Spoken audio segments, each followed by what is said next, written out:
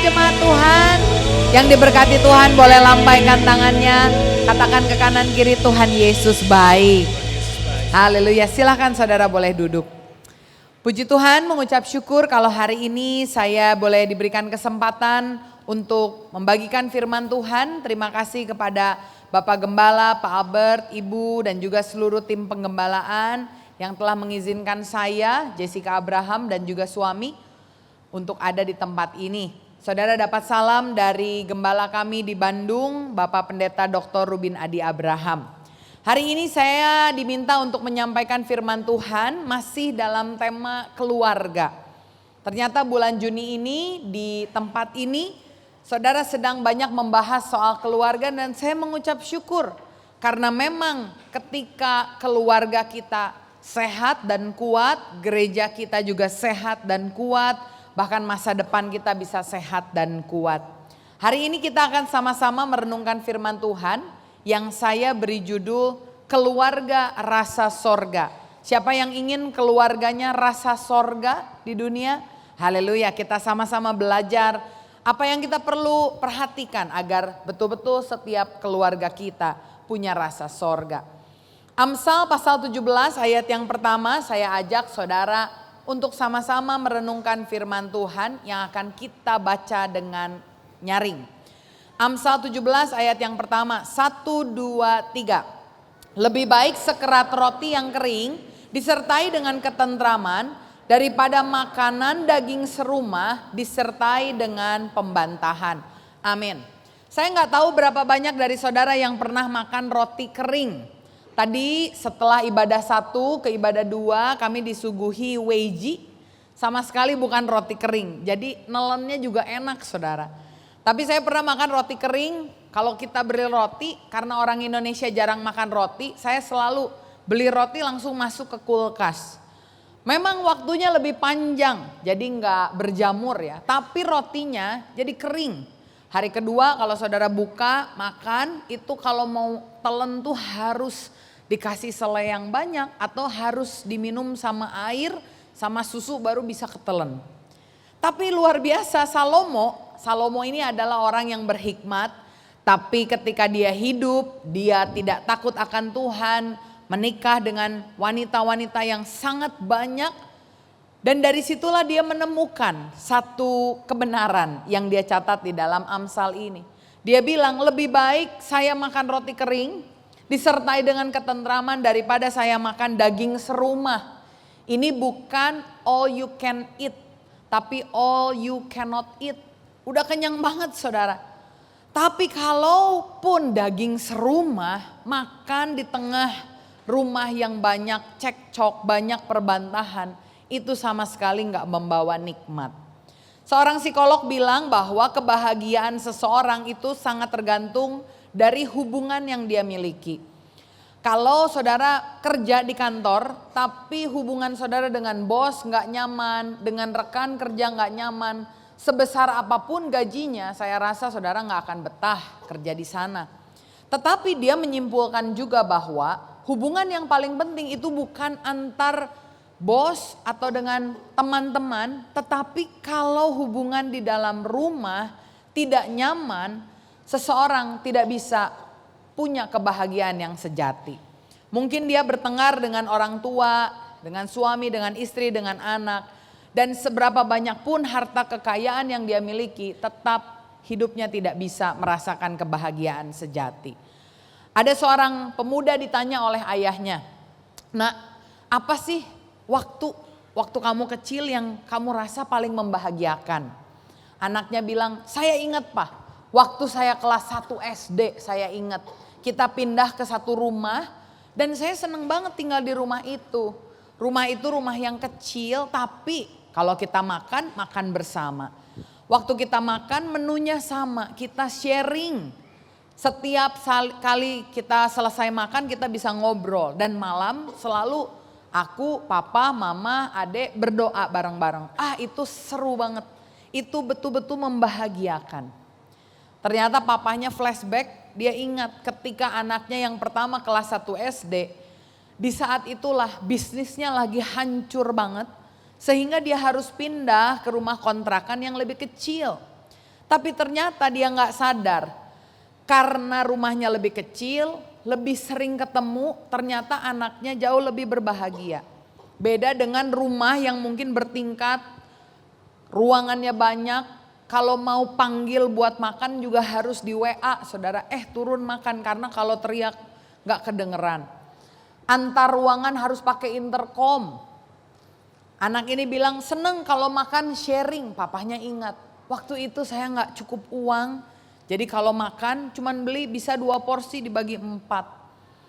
Waktu itu anaknya bilang papa sering di rumah karena memang klien-klien gak ada. Jadi yang mau kemana lagi, kalau keluar uang ya udah tinggal di rumah. Dan malam anaknya bilang selalu doa, dia ingat saat-saat itu saya gak tahu gimana caranya bisa bertahan, bisa makan. Jadi setiap malam selalu anaknya diajak doa, istrinya diajak doa. Sayang sekali, seringkali orang baru menyadari bahwa keluarga itu berharga ketika keadaannya sedang tidak baik-baik saja. Padahal kalau kita lihat, kalau kita menjaga, ketika Tuhan kasih berkat sama kita, asal respon kita benar, walaupun rumahnya besar tapi tetap hangat, walaupun bisa makan cukup, nggak makan masing-masing. Walaupun meja makannya satu, kan biasa kita makannya di jam berbeda. Sekarang orang karena bisa beli online, bukan hanya makan di jam berbeda, makannya juga makanan yang berbeda. Nggak ada komunikasi sama sekali. Jarang juga berdoa karena pagi-pagi sebelum anak bangun sudah berangkat kerja. Pulang-pulang malam anak sudah tidur baru kembali. Seringkali kita tidak mementingkan waktu-waktu yang berharga. Tapi hari ini mari kita sama-sama belajar bagaimana kita bisa punya keluarga rasa sorga. Dan keluarga rasa sorga itu bukan sekedar angan-angan, saudara. Karena family, pertama-tama keluarga is God's idea. Keluarga pertama-tama adalah idenya Tuhan. Di dalam perjanjian lama, waktu Tuhan selesai menciptakan dunia, apa yang Tuhan lakukan? Dia menciptakan keluarga. Adam, Hawa diberkati menjadi seorang pasangan, sepasang keluarga. Ketika Yesus datang ke dunia, di dalam perjanjian baru setelah dia dibaptis, dia memulai pelayanannya di mana? Dia mulai untuk mengubah air jadi anggur di dalam pernikahan, juga di dalam keluarga. Ini menunjukkan bahwa keluarga bukan idenya manusia, tetapi keluarga itu rancangannya Tuhan. Karena itu kita harus membangun keluarga bersama dengan Tuhan. Saya berdoa kalau hari ini saudara punya kondisi keluarga yang sedang berantakan, saudara mengharapkan pemulihan keluarga. Saya mau bilang sama saudara, yang lebih rindu untuk keluarga saudara dipulihkan itu adalah Tuhan. Amin. Karena itu jangan dulu menyerah. Selalu percaya selama ada Tuhan masih ada jalan. Mazmur 127 ayat yang pertama berkata demikian. Jikalau bukan Tuhan yang membangun rumah, sia-sialah usaha orang yang membangunnya. Jikalau bukan Tuhan yang mengawal kota, sia-sialah pegawai berjaga-jaga. Kalau kita lihat ternyata Tuhan itu harus ada di dalam keluarga kita. Adam Hawa diberkati oleh Tuhan jadi keluarga. Tapi saat Tuhan tidak lagi ada di tengah mereka, mulai ada sosok yang lain yang masuk, namanya iblis. Saat Adam dan Hawa berjalan-jalan di Taman Eden, dalam keadaan Tuhan tidak bersama dengan mereka, tiba-tiba ada ular yang berbisik. Coba kamu makan buah ini yang sudah jelas dilarang. Tapi akhirnya Hawa mendengarkan, dia kasih sama Adam. Masuklah yang kita kenal dengan istilah dosa. Apa yang Tuhan katakan tidak dilakukan. Apa yang Tuhan tidak mau dilakukan. Dosa datang. Dan saat dosa datang, konflik keluarga mulai ada. Untuk pertama kalinya Adam dan Hawa itu berantem, saudara. Saling salah-salahan, saling tunjuk-tunjukkan. Kenapa? Dimulai dari runutan yang pertama. Dia tidak melibatkan Allah sehingga ada sosok lain Yang ketiga, yang mulai masuk, mulai kasih sesuatu, masuklah dosa. Setelah masuk dosa baru ada konflik. Keluarga tanpa Tuhan pasti berantakan. Tapi sebaliknya kalau saudara punya keluarga dan ada masalah di dalamnya, sama seperti di dalam perjanjian baru. Orang di Kana mau pesta, tiba-tiba air anggurnya habis. Wah, gimana ya? Dalam situasi yang hampir gagal, hampir berantakan ini, dia melibatkan Tuhan. Dan karena itulah ada pemulihan. Saya melihat keluarga tanpa Tuhan pasti berantakan. Tapi keluarga bersama dengan Tuhan pasti dipulihkan. Kalau saudara lihat di zaman sekarang orang selingkuh itu bukan rahasia pribadi, rahasia umum. Kemarin kita lihat ada konser yang digelar, ribuan, puluhan ribu orang datang. Kalau dulu orang selingkuh gak berani ke tempat yang rame. Tapi sekarang orang selingkuh berani peluk-pelukan sampai kena sama kiss cam. Kaget banget. Kita melihat kemerosotan moral yang begitu luar biasa. Karena itu kita harus benar doa, saudara. Libatkan Tuhan dalam keluargamu. Hai istri-istri, engkau tidak bisa jaga suamimu 24 jam. Tapi kalau suamimu punya Tuhan, takut akan Tuhan, dia pasti terjaga dari genderuwo itu, saudara. Entah itu gayung lopeping atau yang lainnya, aman. Suami-suami, istri juga tidak bisa dijaga. Tapi kalau istri takut akan Tuhan, semuanya akan terkendali.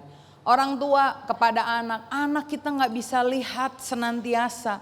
Tapi kalau anak punya Tuhan, kuliah kemanapun gak perlu takut. Dia tahu ada Tuhan di sana. Kalau keluarga melibatkan Tuhan, semuanya pasti aman sejahtera. Pengkhotbah 4 ayat 12 berkata, bila mana seorang dapat dikalahkan, 2 orang akan dapat bertahan. Tali 3 lembar tidak mudah diputuskan. Saat kita bergabung dengan Tuhan, bekerja sama dengan Tuhan, tidak mudah untuk diputuskan. Bagaimana kita bisa melihat perbuatan Tuhan untuk memulihkan keluarga? Saya belajar dari Yohanes pasal 2 tentang karya Yesus untuk mengubahkan satu masalah yang genting menjadi satu masalah yang pulih. Di dalam Yohanes pasal 2 ayat yang pertama sampai yang ketiga saya baca buat saudara. Pada hari ketiga ada perkawinan di Kana yang di Galilea dan ibu Yesus ada di situ. Yesus dan murid-muridnya diundang juga ke perkawinan itu. Ketika mereka kekurangan anggur, ibu Yesus berkata kepadanya, mereka kehabisan anggur. Kalau saudara ingin menjaga suasana keluarga seperti rasa sorga, saudara perlu mengakui bahwa di dalam keluarga masalah itu ada. Persoalan itu pasti ada. Jangan saudara pikir, saya rajin ke gereja, keluarga saya pasti gak ada masalah. Saya rajin pelayanan, keluarga saya pasti aman. Karena seringkali kita perlu hati-hati melihat keadaan dapur kita. Dalam perkawinan di Kana, orang yang pertama tahu anggurnya habis itu orang dapur, bukan tamu, saudara. Seringkali dalam kehidupan kita ini menunjukkan hal-hal yang indah di Instagram kita, di sosial media kita. Anak kita lulus kemarin, kita foto studio, semuanya senyum. Itu di teras depan rumah, tapi di dapur cuman kita yang tahu. Saudara datang ke tempat ini ibadah yang kedua, kelihatannya bersanding. Padahal tadi di mobil lagi bertanding, saudara, lagi marah-marahan. Nanti kita akan lihat ya, apakah betul demikian atau tidak.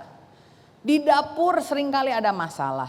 Tapi saudara perlu tahu, yang di belakang layar kalau tidak diakui, disadari, ini berbahaya sekali.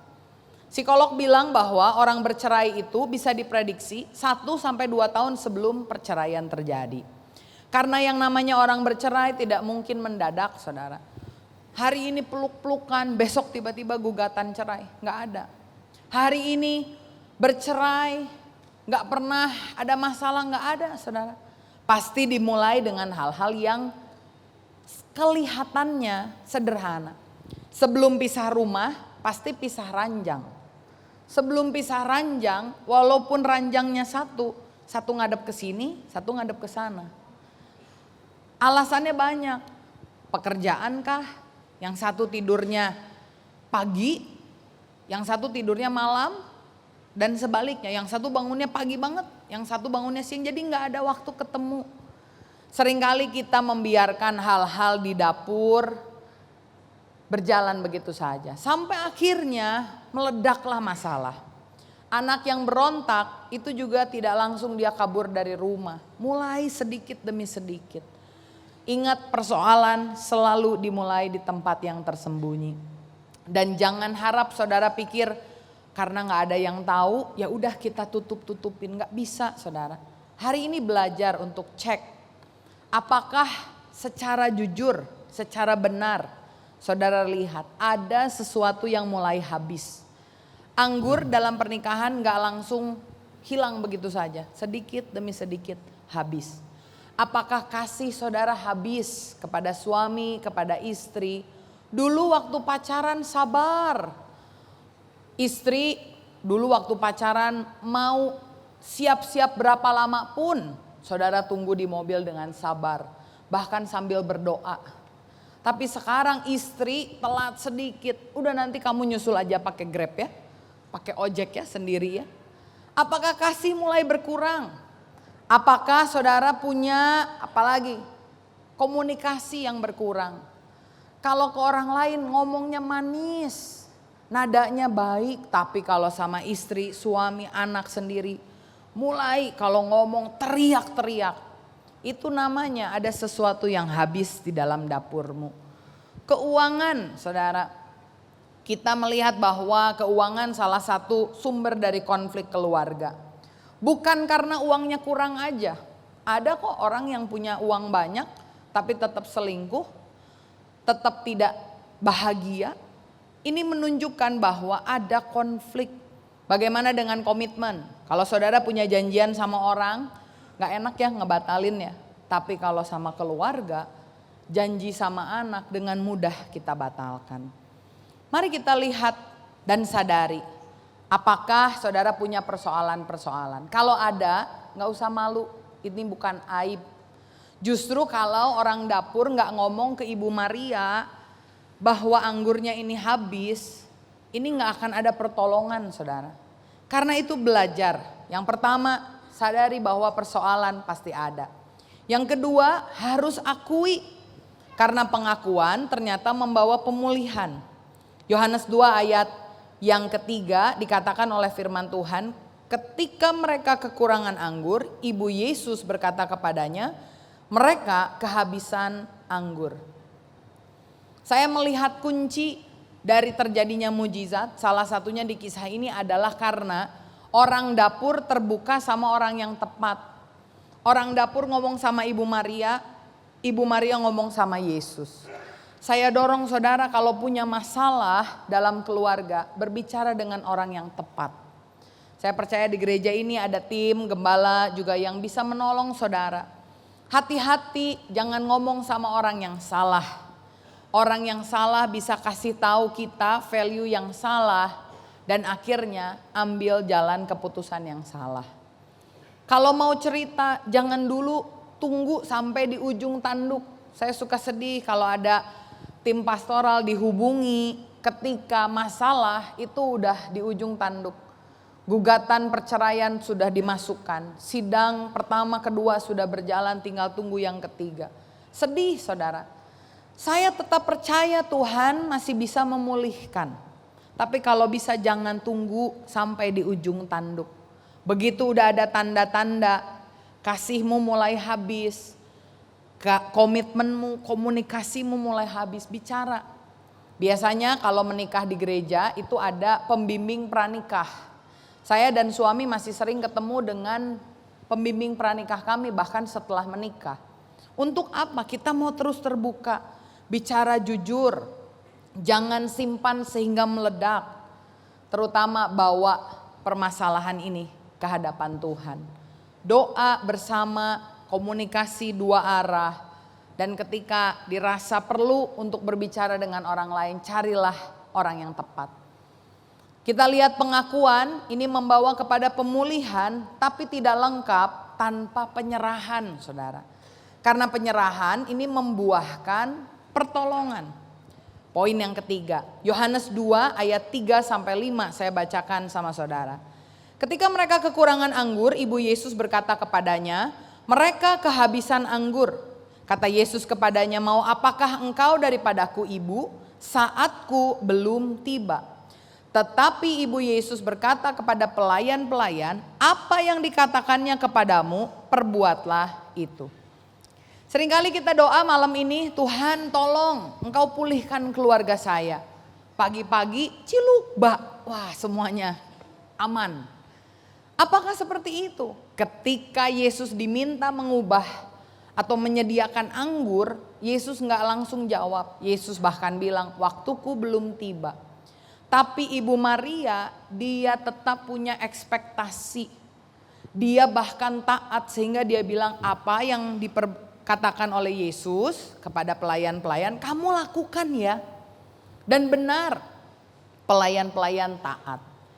Yesus bilang gini, oke, kamu sekarang isi tempayan. Tempayan itu buat cuci kaki, isi sampai penuh.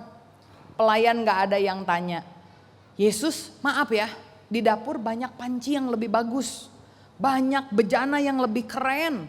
Ini tempayan buat kaki, mau gak pakai yang lain? Kenapa harus pakai yang ini? Mereka gak ada banyak tanya, saudara. Apa yang dikatakan Yesus itu yang diperbuatnya. Ketika mereka diminta untuk mencedokkan air, dibawa ke pemilik pesta, sampai di mulut pemilik pesta itu air berubah jadi air anggur. Pertanyaannya, kapan itu berubah dari air jadi air anggur? Nggak ada yang tahu, saudara. Sama dalam hidup kita, waktu kita taat, tanpa banyak tanya, ikut firman Tuhan, maka mujizat itu akan terjadi walaupun kita nggak tahu kapan terjadinya. Amin. Daripada saudara banyak nanya, istri suruh tunduk, kenapa tunduk? Suami harus mengasihi seperti Yesus mati, kenapa harus begitu? Banyak tanya, tapi kita mau belajar. Ternyata kalau saudara udah ngaku mau dipulihkan, belajar berserah sepenuhnya, percaya, punya ekspektasi dan lakukan, jangan banyak tanya. Saya akan bawakan satu video kesaksian dari keluarga salah satu jemaat kami, bagaimana Tuhan membalikan keadaan mereka sehingga keluarga mereka dipulihkan. Mari kita sama-sama simak videonya. Shalom, saya Yanto dan ini istri saya Yepta. Kami ingin menyaksikan kebaikan Tuhan yang begitu luar biasa di dalam hidup kami.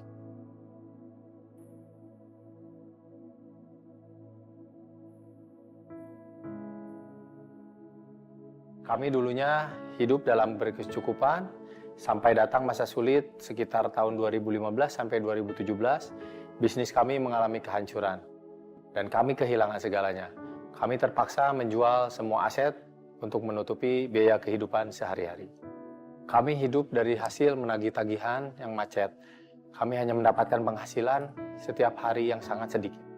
Hal ini membuat kami kesulitan sampai-sampai kami harus menunggak untuk membayar iuran sekolah anak-anak. Kami memilih untuk tidak membaginya dengan teman atau keluarga, tapi kami lebih memilih untuk berserah dan mengandalkan Tuhan.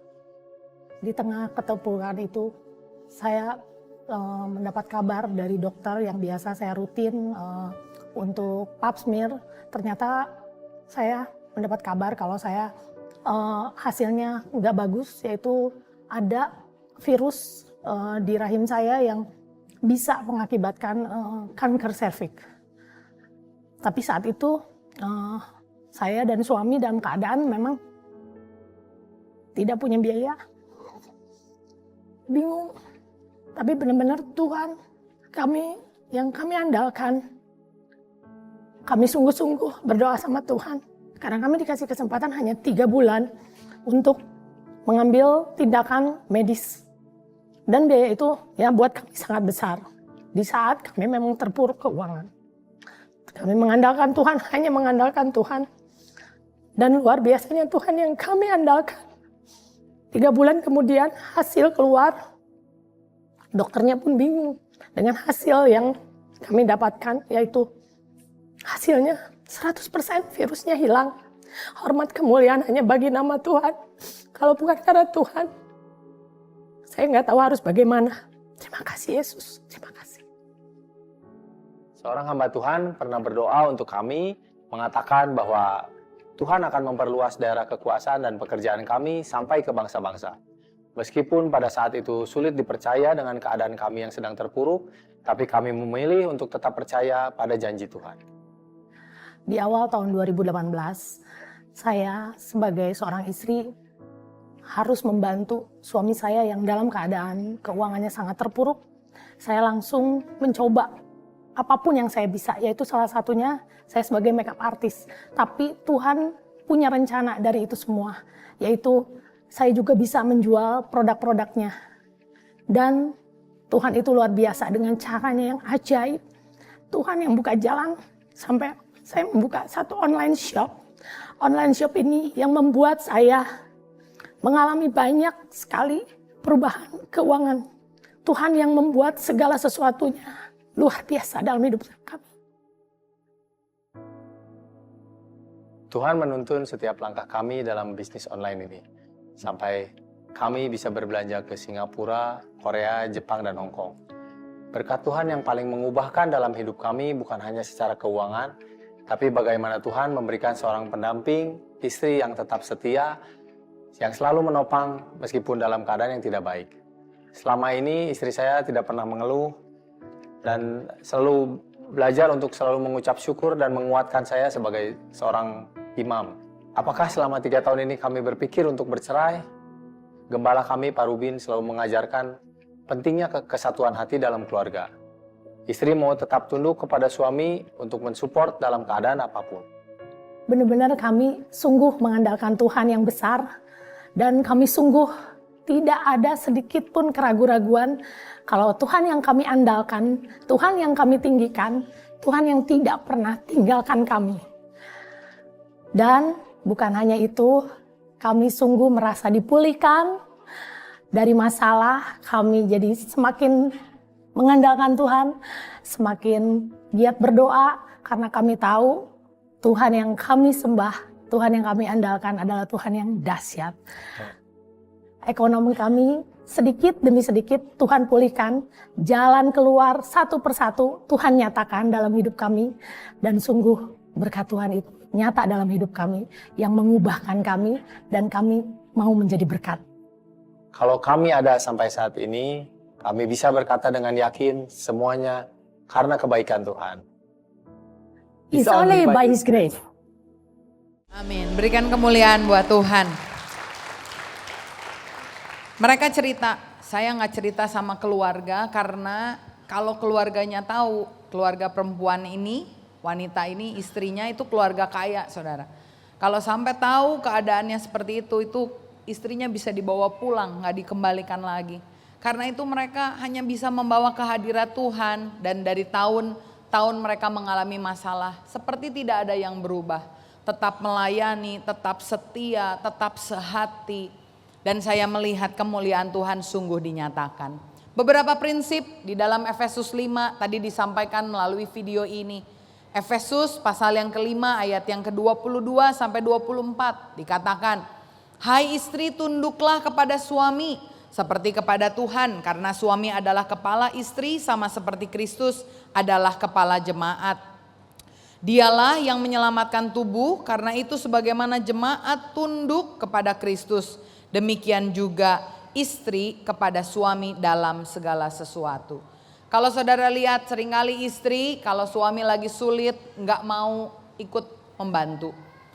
Wanita yang tadi seumur hidup nggak pernah kerja, saudara. Tapi begitu suaminya jatuh, dia tergerak untuk menolong. Meskipun ada kenyataan bahwa kalau dia pulang ke rumah orang tua semuanya bisa baik, tapi dia ambil keputusan terus bersama dengan suaminya dalam suka maupun duka.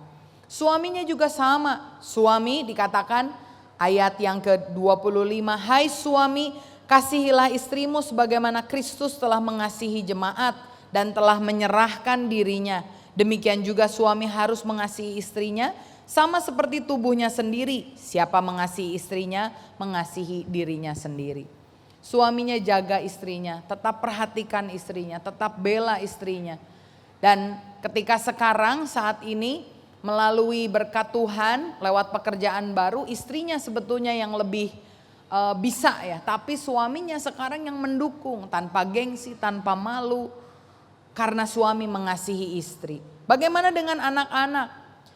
Efesus pasal yang ke-6 ayat 1-3. Hai anak-anak, taatilah orang tuamu di dalam Tuhan, karena haruslah demikian. Hormatilah ayahmu dan ibumu. Ini adalah suatu perintah yang penting, sama seperti nyata dari janji, supaya kamu berbahagia dan panjang umurmu di bumi. Saya mau bilang ada orang tua yang memang secara manusia tidak layak untuk dihormati.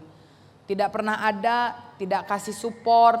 Tapi firman Tuhan bilang sebagai anak tetap kita harus menghormati orang tua kita. Taat tanpa banyak tanya saudara. Lakukan dengan setia dan lihat pemulihan Tuhan akan sediakan dalam kehidupan kita. Yang terakhir Efesus 6 dikatakan, kamu bapak-bapak janganlah bangkitkan amarah di dalam hati anak-anakmu. Tetapi didiklah mereka di dalam ajaran dan nasihat Tuhan. Ingat ini, anak bukan pusat dari perkawinan kita. Anak itu adalah keluarga tambahan.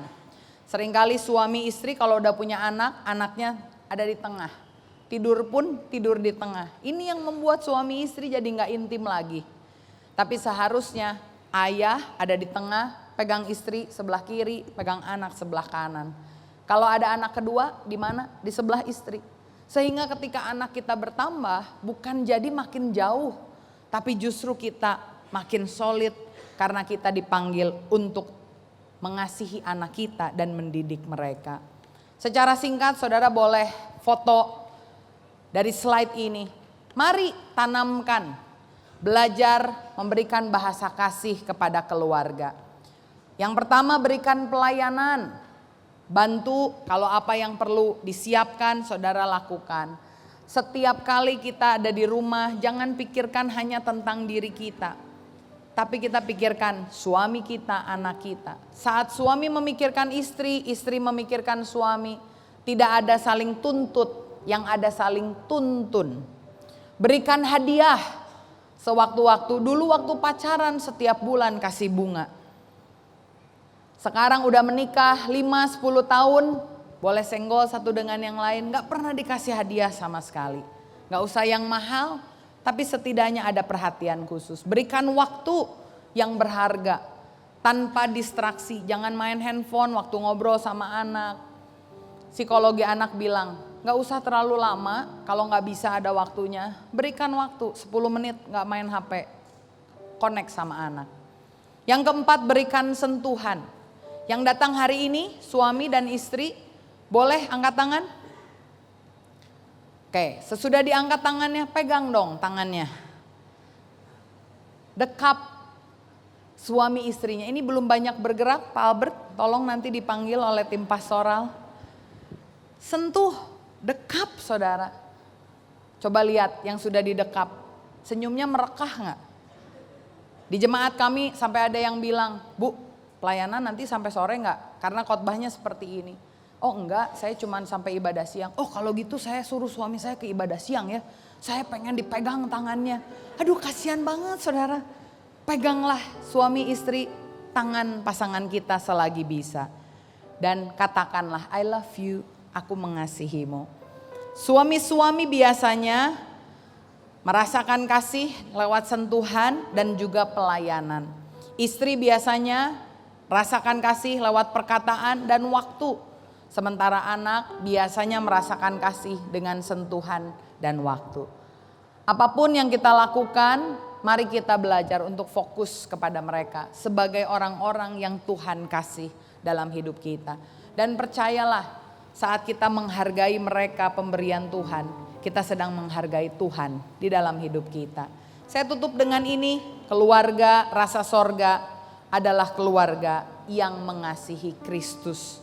Kristus sebagai pusat, dia yang disalib menebus kita dan memancarkan kasih-Nya. Biarlah Kristus yang sama yang membuat keluarga kita juga rekat. Dan yang terakhir, mari kita sama-sama bangkit berdiri. Kita baca ayat ini. Karena keluarga yang rukun mendatangkan berkat Tuhan. Mazmur 133 ayat 1-3. Kita baca bersama-sama. 1, 2, 3.